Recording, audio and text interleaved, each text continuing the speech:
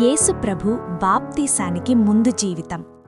లూకా 2:52, మత్తయి 3:1, mark 1:1 ఆధారంగా యేసు తన బాల్యం మరియు కిషోర వయసు తర్వాత నజరేతు అనే చిన్న పట్టణంలో సాధారణ జీవితం గడిపాడు.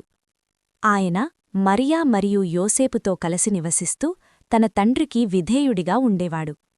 యోసేపు వృత్తిగా ఒక వడ్రంగి కావడంతో యేసు కూడా ఆ వృత్తిలో సహాయం చేస్తూ శ్రమతో జీవించేవాడు. యేసు తన జీవితంలో ఆ కాలంలో పెద్దగా ప్రచారం చేయలేదు. ఆయన నిశ్శబ్దంగా వినయంగా జీవించాడు. అయినా ఆయన జీవితం దేవునికి ప్రీతికరమైనదిగా ఉండేది.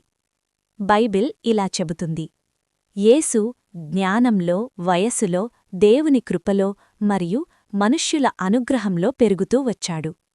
అదే సమయంలో యూదయ అరణ్యంలో యోహాను బాప్తిస్మము ఇచ్చేవాడు.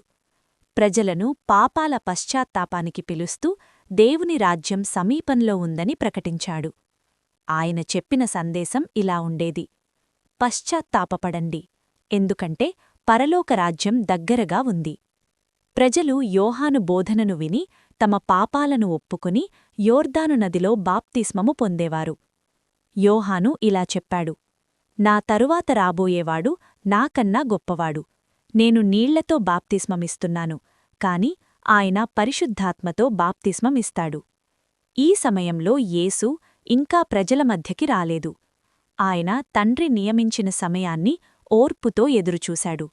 దేవుని చిత్తం నెరవేర్చడానికి సిద్ధమవుతూ నిశ్శబ్దంగా విధేయతతో జీవించాడు. ఇదే కాలం తర్వాత దేవుడు నిర్ణయించిన సమయం వచ్చినప్పుడు యేసు యోర్దాను నదికి వచ్చి యోహాను చేత బాప్తిస్మము పొందేందుకు సిద్ధమయ్యాడు.